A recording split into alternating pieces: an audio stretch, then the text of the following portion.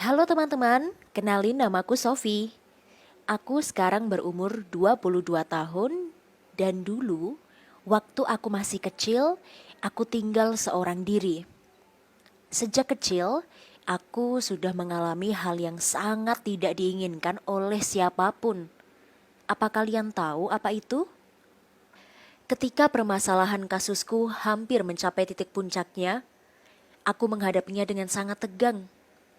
Aku menceritakan semua kejadian dari awal hingga aku sudah tidak tahan lagi ketika aku berusia 16 tahun. Ya, bisa kalian tebak, aku sedang berada di pengadilan waktu itu. Aku sedang melaporkan seseorang yang telah mengeksploitasi anak-anak kecil berusia sejak 10 tahun, termasuk aku sendiri yang menjadi korbannya. Kalau kalian ingin tahu, sejak kecil aku tinggal sendirian di rumah. Aku adalah anak dari keluarga broken home. Ayahku pergi dengan wanita lain, dan ibuku entah pergi kemana. Hanya ada pamanku yang kadang-kadang menengokku untuk memberi uang jajan. Aku selalu menghabiskan waktuku bersama teman-temanku di rumah. Kadang juga di rumah temanku yang lain. Suatu hari, ada seorang wanita sekitar usia 26 tahunan datang mendekatiku dan teman-temanku. Wanita itu mengaku kalau dia adalah tetangga baru yang baru saja pindah rumah dari kota lain. Wanita itu berkata, "Halo adik-adik, besok kakak ingin mengadakan pesta syukuran rumah baru. Apa kalian mau bantuin kakak bersihin rumah sekarang juga? Nanti ada uang jajan loh buat kalian." Karena aku dan teman-temanku saat itu masih kecil dan tidak tahu apa-apa, kami mengiyakannya. Aku dan teman-temanku datang ke rumah wanita itu. Tapi aku bingung karena rumah wanita itu sama sekali tidak kotor. Malahan, pandanganku tertuju pada suatu ruangan di mana ada banyak perlengkapan studio foto. Tempat apa sih ini sebenarnya? Aku heran. Wanita itu berkata padaku dan teman-temanku, "Kalian akan tante foto, tapi kalian harus berpose ya. Nanti akan tante kasih uang jajan lebih deh." Berhubung aku dan teman-temanku sudah terlanjur datang ke situ, kami pun langsung terpaksa melakukannya dan langsung pulang. Keesokan harinya, aku terbangun dari tidur karena mendengar seseorang mengetuk pintu. Ternyata wanita itu datang. Lalu aku berbicara dengan wanita itu. Dan dia memberitahuku kalau aku diterima jadi model foto. Saat itu, aku hanya bisa bertanya, maksudnya apa? Dan kenapa bisa model foto? Wanita itu tidak banyak bicara, dan dia langsung mengajakku ke rumahnya. Dia memintaku untuk menandatangani sebuah kertas. Tapi karena kertas itu bertuliskan dengan bahasa Inggris, aku tidak mengerti. Aku menurut saja dengannya. Setelah itu, aku melakukan berbagai pose foto di studio milik wanita itu.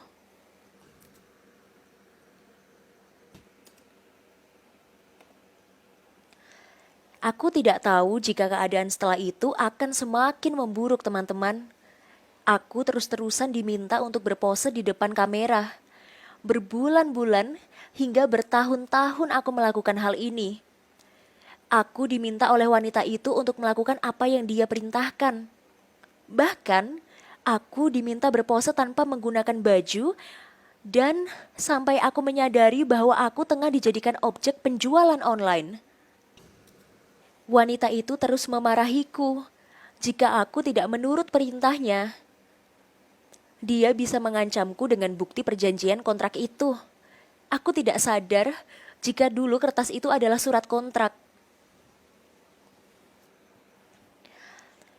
Aku semakin menderita. Setiap hari adalah hari-hari buruk bagiku. Aku ingin kabur, tapi kemana aku harus kabur? Aku terus melakukan berbagai pemotretan dengan gaya yang seksi. Setelah aku melakukannya, wanita itu akan menjualnya melalui online dan dia mendapatkan uang yang banyak. Aku depresi sekali. Di sekolah aku tidak bisa konsentrasi belajar. Bahkan aku tidak bisa berhenti memikirkan bagaimana foto-fotoku itu akan tersebar. Pastinya akan sangat menghancurkan karir dan masa depanku. Aku stres. Di sekolah aku marah-marah pada siapapun yang mengajakku bicara. Dan tidak pernah sehari pun aku tidak menangis. Teman-temanku menghampiriku dan bertanya, "Ada apa, Sof?" Aku ingin cerita ke mereka, tapi apa kata mereka nanti? Tapi aku juga tidak bisa memendam hal ini sendirian kan? Meski menyimpan rasa malu akan harga diriku, tapi aku berusaha cerita ke mereka. Teman-temanku terkejut mendengar ceritaku. Aku takut jika mereka malah menjauhiku dan tidak mau berteman lagi denganku. Tapi nyatanya, mereka malah peduli denganku. Mereka datang ke rumahku dan menghiburku. Aku senang sekali rasanya ada orang-orang yang peduli denganku. Teman-temanku memintaku untuk melaporkan kejadian ini di pengadilan. Kebetulan, saat itu ada salah satu temanku berkata kalau dia kenal dengan seorang pengacara yang bisa membantuku. Aku tidak habis pikir, kenapa hidupku di usia yang masih sangat muda ini harus berhubungan dengan pengadilan. Tapi, aku harus melakukannya demi masa depanku. Aku melaporkan kejadian sejak awal hingga terakhir kali aku melakukannya. Aku menyerahkan beberapa bukti foto dan percakapan lewat ponsel. Kemudian hakim langsung menginterogasi si wanita itu. Perasaanku sangat tegang dan campur aduk sekali. Untungnya, ada pengacaraku yang selalu mendukungku. Dia selalu menenangkanku ketika aku akan marah-marah. Setelah dilakukan berbagai proses di pengadilan, akhirnya hakim menyatakan bahwa wanita itu bersalah. Dia telah menggunakan anak-anak sedari kecil untuk bahan objek penjualan online. Selain itu, aku juga melaporkan bahwa tindakan ini tidak hanya terjadi padaku, tapi juga anak-anak remaja lain. Aku berjuang mendapatkan keadilan yang seadil-adilnya. Pada akhirnya, wanita itu dijatuhi hukuman penjara, dan dia hidup di sel tahanan. Aku tidak bahagia karena dia masuk penjara, tapi aku sangat bersyukur hakim memberiku keadilan. Setelah itu, aku pun memeluk pengacaraku dan mengucapkan banyak terima kasih karena dia sudah membelaku. Sebagai ucapan terima kasih, aku mengajak pengacaraku untuk datang ke rumah. Aku tidak mampu membayar dia, tapi aku akan menggunakan cara lain. Aku tengah ngobrol dengan asik bersama pengacaraku. Kemudian, wajah pengacaraku terlihat menunjuk ke arah kalung yang kukenakan. Dengan spontan, pengacara itu berkata, "Sofi, ini ibu nak, ini ibu." Sambil menunjuk ke kalungnya. "Ibu memberimu kalung ini ketika kamu masih kecil nak, sebelum ibu pergi dari rumah."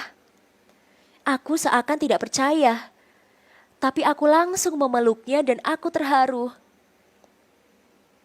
Ibuku kembali ke rumah setelah belasan tahun pergi. Dan kini aku tinggal dengan ibuku.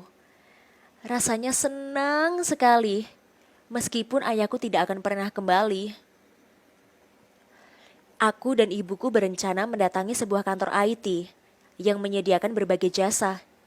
Aku ingin menghapus semua jejak digital yang berkaitan denganku, terutama foto-fotoku.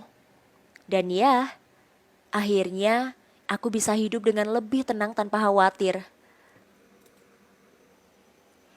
Baiklah, rasanya jahat sekali ya wanita itu menggunakan orang lain untuk bahan transaksi online. Bahkan sejak usia anak-anak. Sekarang kondisi rumah wanita itu sudah diisolasi. dan terlihat studio fotonya sangat berantakan. Aku tahu, bukanlah hal yang mudah untuk melupakan masalah yang merenggut masa kecilku selama bertahun-tahun. Tapi aku mencoba move on dengan fokus ke sekolah. Perlahan, aku mulai bisa konsentrasi dan bergaul dengan teman-temanku yang lain. Aku pun bisa memulai karir dengan tenang. Oke teman-teman, begitulah ceritanya. Sangat miris sekali bukan? Anak-anak yang harusnya bermain malah dimanfaatkan untuk keperluan bisnis. Jadi, apa pendapatmu tentang ceritaku ini? Makasih ya udah mau dengerin ceritaku. Jangan lupa buat like dan subscribe ya.